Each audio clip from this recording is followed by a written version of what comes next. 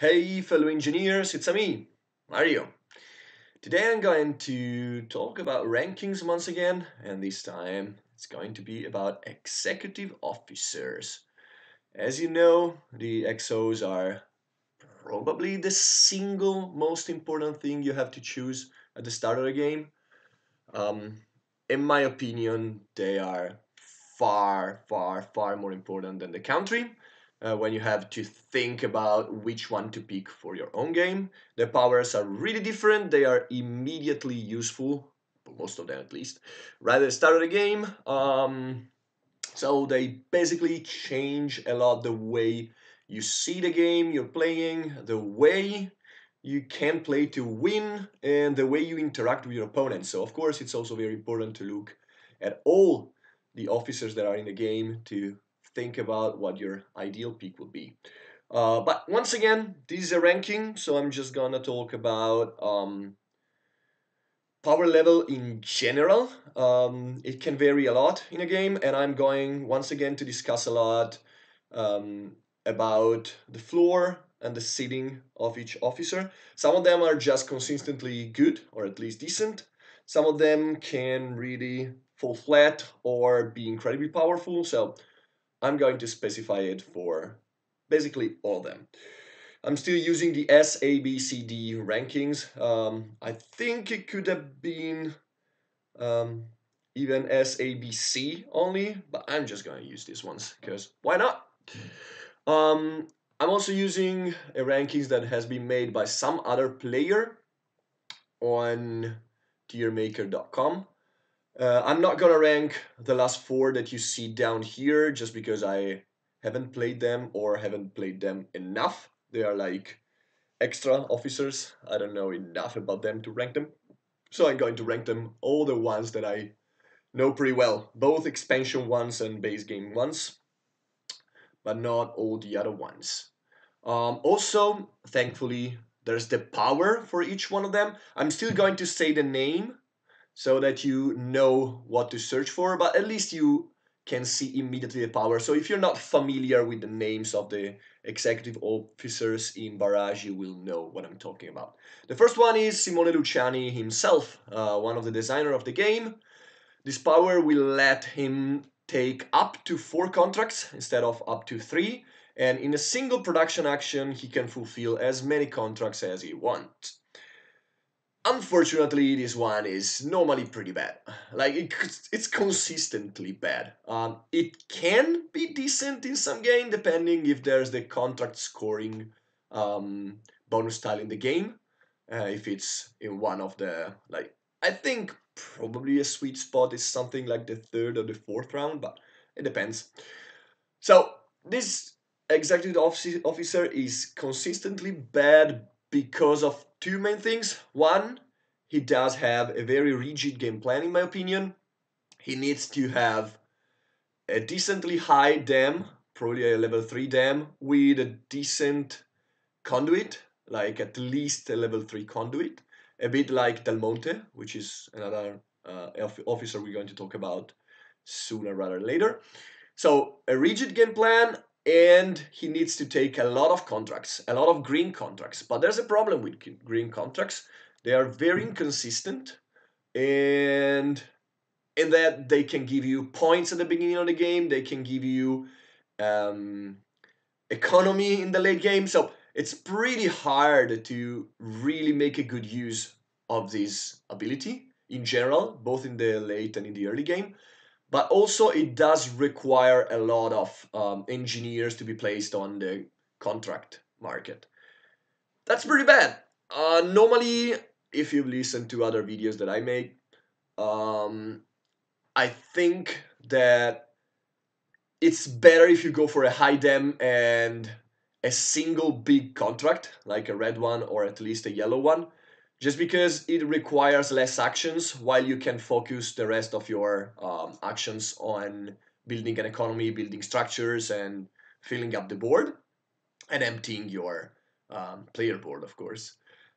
So with this one, you need to lose a lot of actions to take contracts. Normally, you also have bad tempo on productions just because of it, unless you use like 2 engineers per time on the contract office taking the coins. So even though the overall value that you get from one production can really be way better than what you get for many other officers, most of them I would say other than Fizzler, um, you it requires too much of an effort on your part.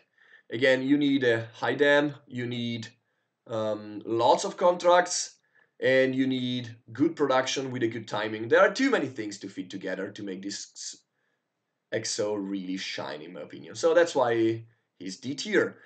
Again, I could talk at length about him, but I think I still want to keep this video in about half an hour or so. So I'm better off just leaving Luciani where he is, in the D tier, and that is it.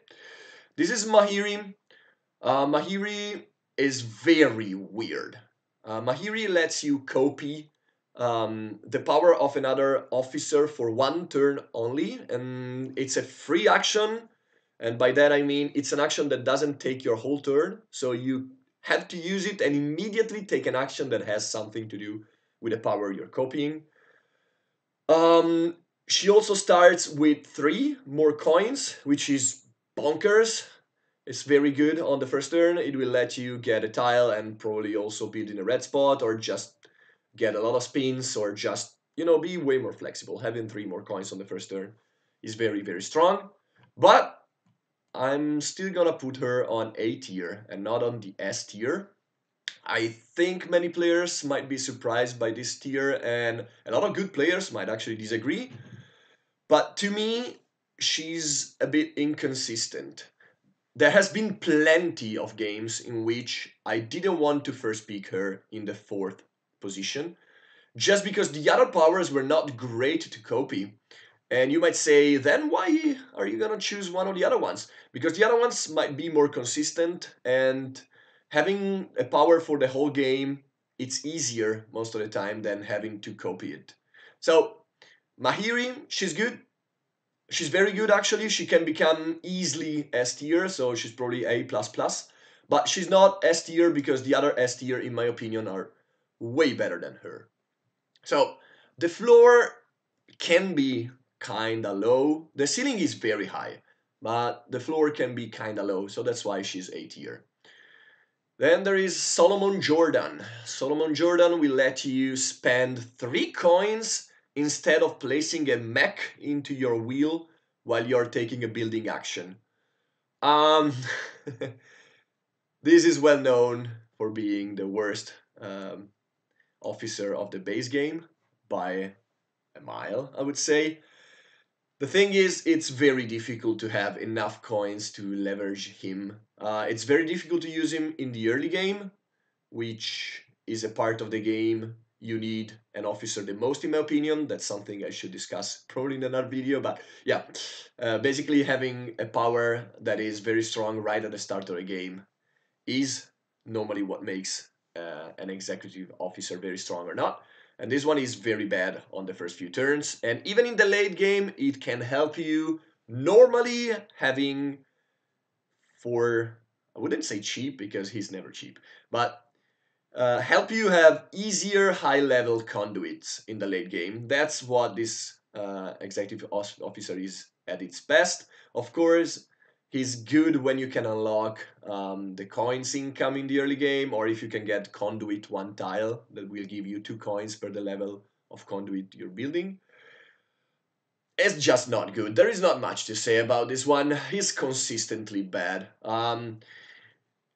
Like, the ceiling for Luciani is higher and the floor is lower because he's got a rigid game plan, in my opinion. Jordan is more flexible, but he's just consistently bad, so I don't feel bad placing him in D tier.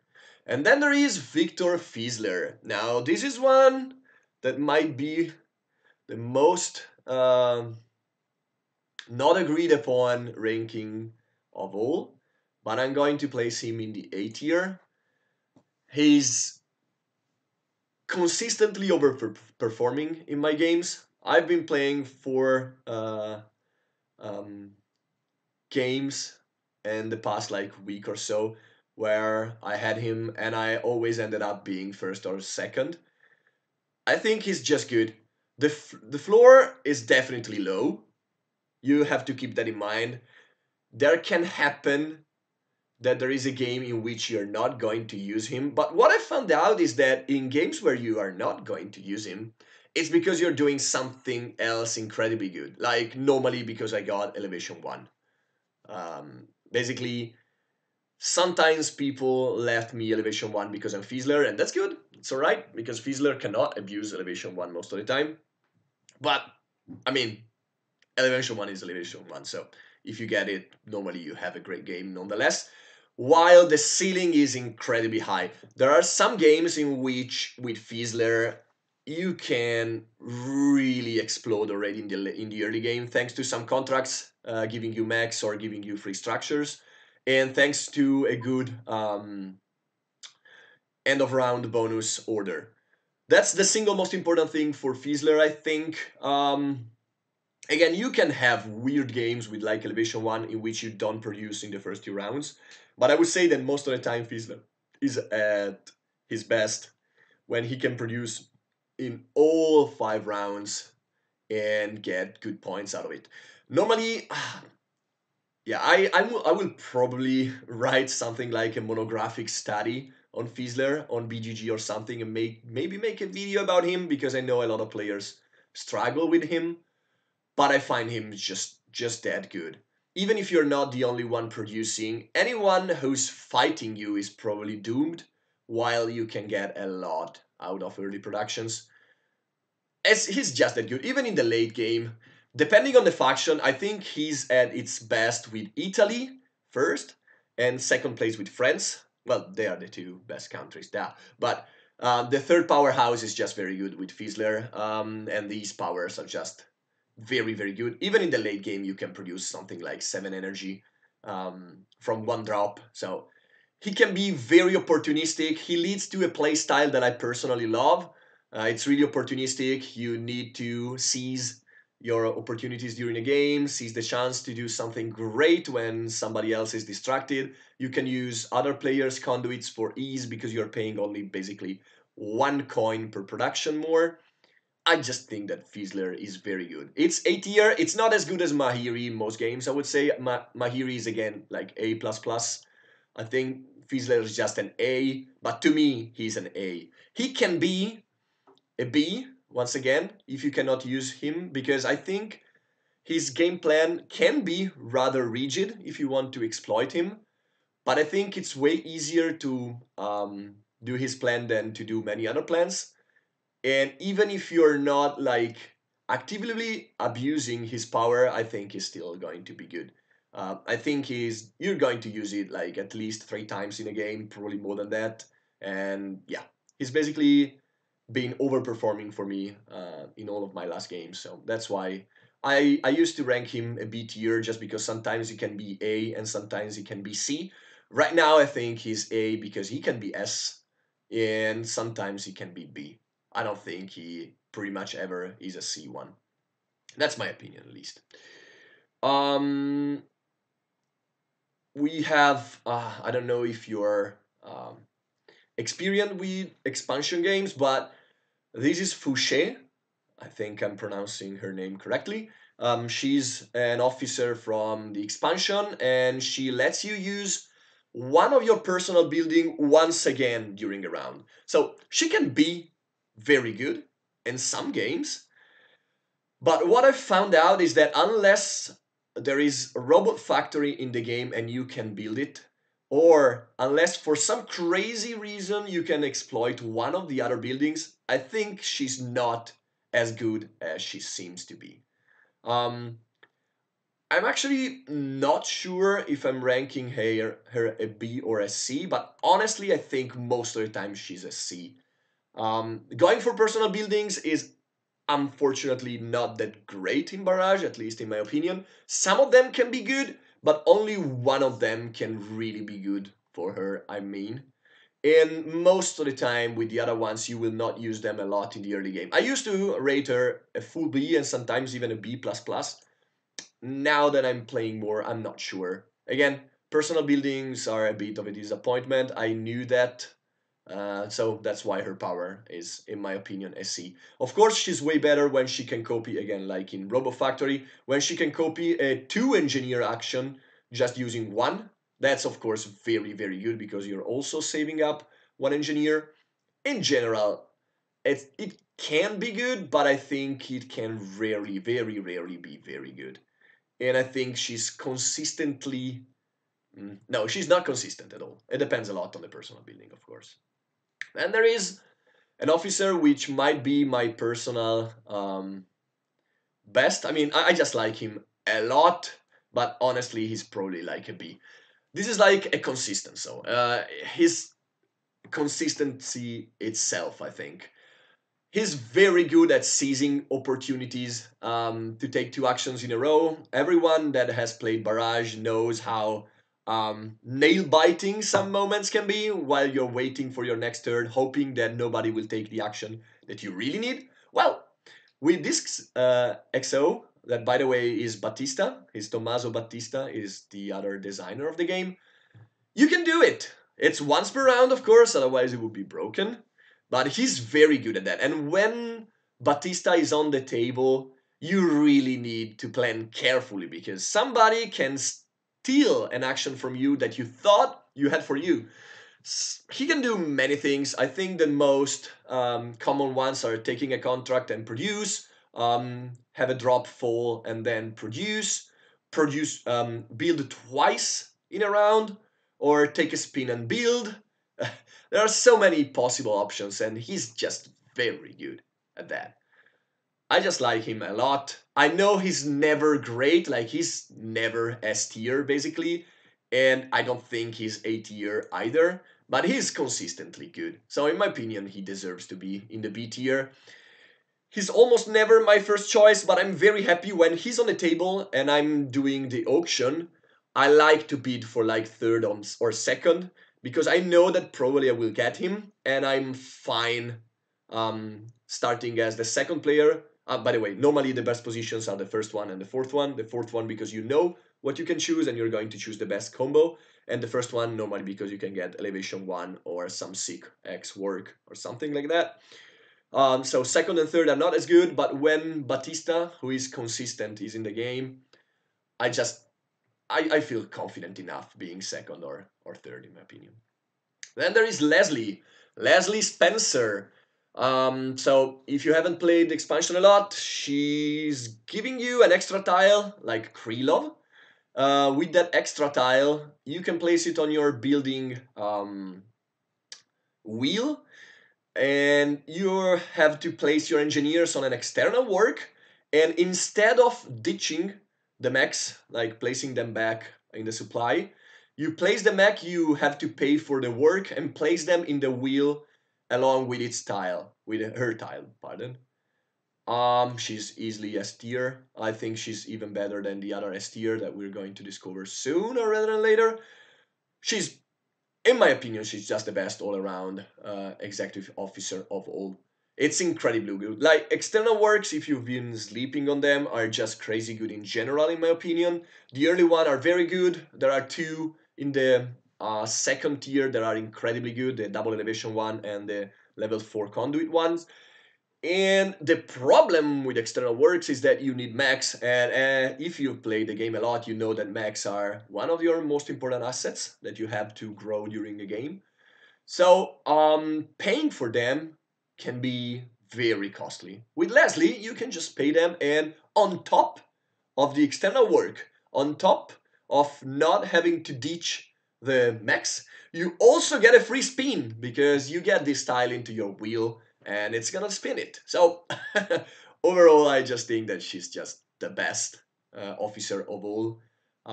If you've never played with her, I suggest you to try her out, and you're going to love her or hate her, because if you're against her, yikes. In some games, she's just also so strong when the external works bonus tile is close to the end of the game, like on the fourth or on the fifth round. So yeah, uh, she's easily the best, in my opinion, and in the opinion of many other great players, I think. Then we have Krylov, which is the other S tier officer. Oh, isn't that surprising? So what does Krylov do? Anton Krylov, by the way. I'm introducing them all with the name too. Anton Krylov will give you an extra tile, and this tile can copy any tile that is already inside your wheel, even the advanced ones. He's just that good. Um, if he only gave you a free wildcard tile, he would already probably be A++ tier, but since he lets you copy the tile into the wheel, it becomes crazy with some tiles, like with base 3, wildcard 3, well, elevation 1 of course, but if you're at the decent table, you should never get Krylov plus elevation 1, on the first round at least. On the second round, sometimes that happens, of course. He's just that good. He's flexible, he's consistent, and he's consistently incredibly good. He will let you unlock an income on the first round if you want to, either from the conduits, from the elevations, or from the bases.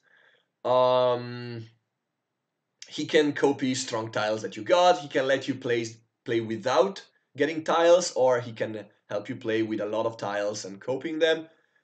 He's just consistently incredibly good. That's the difference with Mahiri, by the way. Many players think that Mahiri is at least on par with Krylov, but the difference is that Krylov is consistently incredibly good, while Mahiri can be very, very, very good in some games, but she can be average in other ones. Like in a game with 1, 2, 3, these 3 XOs, sorry. uh, Mahiri would be probably something like B tier. She's still better than the other 3, alright? But Krylov would be still S tier in that game.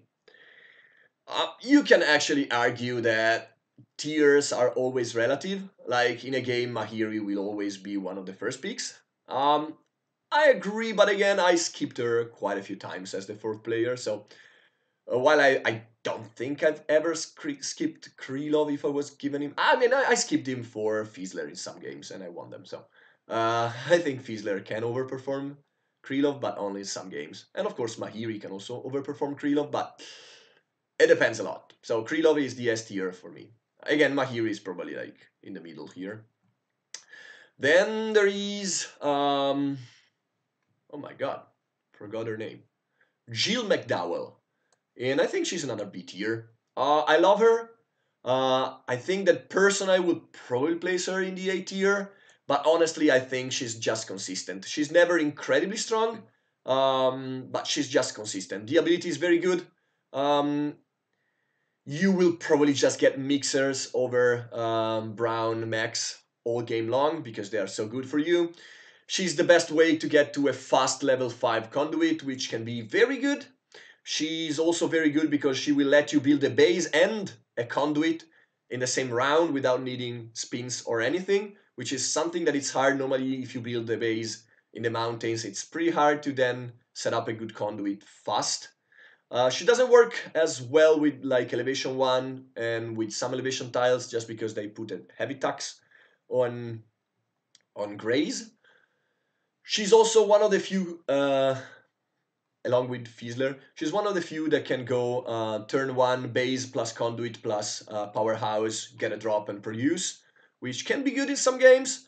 Again, I think she's just very good. She's probably B plus because I think she overperforms the other B ones most of the time, but I still wouldn't feel confident placing them in the A tier. So, yep, I think that's the spot she deserves. There are so many openings that are possible with her. She's very flexible. Yeah, she's basically consistently pretty good, I would say. Then there is Adler. Willem Adler. I used to rate him something like C or even D, but now I'm pretty sure he's B. He's B because he's consistent. He's very good. The base rush opening is pretty strong in a lot of games. He's very good at helping you go for it. It's pretty good because he will let you build in lower spot for ease without wasting brown max. Normally you feel kind of bad if you build in a lower spot in the mountains because you know that at some point somebody might build above you.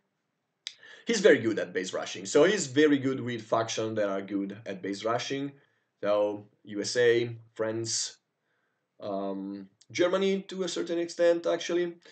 Probably not that good with Italy and not that good with the Netherlands. But who's good with Netherlands? I mean, um, there's not much to discuss about him. He's going to have you save Browns during the game. Probably he will be used 3 or 4 times in the game, which is pretty good for an officer, I think, in general. So he's just consistently decent. The floor is reasonable and the ceiling is reasonable. Basically, the higher rating um, comes from base rush openings being pretty strong. I just like him a lot more now. Then there is Del Monte, which is the last one that I'm gonna rate, and unfortunately he's another C1. So I was higher on Del Monte in the past. Um, right now I'm not that sure anymore because the game plan is very, very, very rigid, and there can happen to be games in which you will not use him at all, or just once in the whole game. Yes, you can plan around him, but sometimes it can be very hard to do so. With some faction, he's of course pretty good. Like with the USA, if you can somehow rush elevations, he's very good because you will get the extra income. He's good with the Netherlands because Netherlands will drown you in water most of the time if you build hard. But overall, I wouldn't say he's one of the best or even consistently good. He can, of course, become something like B plus in some games. He can be the best to fulfill national contracts. He can fulfill a contract already on the second round, I think. Um, it depends a lot on what else is happening, of course, but he can fulfill a national contract on the third round, which is, of course, impressive by itself. But he's not as good as I thought he would be. In more competitive games, producing early can be better. It's not always good to have a lot of water and consume it in one big production. In some games, the national contracts will not give you economy, so it's not good to go for them early on. In some games, the red contracts will give you just points, and it's not good to fulfill them early on. There are so many things that have to go your way to have Del Monte be really good. So that's why he's C tier. He's still better than these other two. The game plan is very similar to Simone Luciani, but I think that the reward is higher, so that's why Del Monte is in the C tier. But again, I cooled down. I cooled down. Is that an English word? I think so.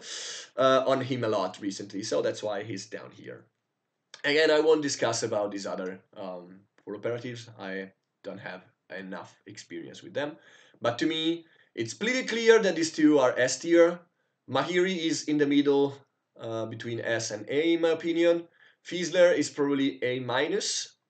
These three are B, and I think Jill can be consistently B plus or B plus plus or whatever you want to call him.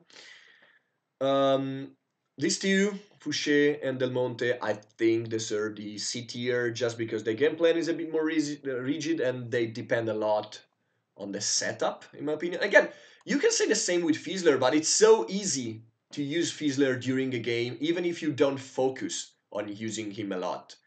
You just can reap the rewards of taking some -2 production action, which are still going to net you 2 energy, which you might need for some kind of weird green contract that is going to give you 2 max or something like that. I mean, it's easy to fit him into your playstyle, in my opinion, and I think he's been consistently good, while these ones can fall flat. And these three are basically consistent. So, consistently very good, possibly very good, consistently at least good. Um, I would say most of the time very good, sometimes a bit less than that. These three consistently good, maybe even better than that. These two consistently, no, not consistently. These two can be good or can fall flat, and these two most of the time are consistently bad. And that is it. These are my rankings. If you want to discuss a bit about them, just comment down below. If you're not following this channel already, please do. Again, I'm enjoying doing these quick videos, so hopefully I will make more in the future. Till that time, see you. Myers out.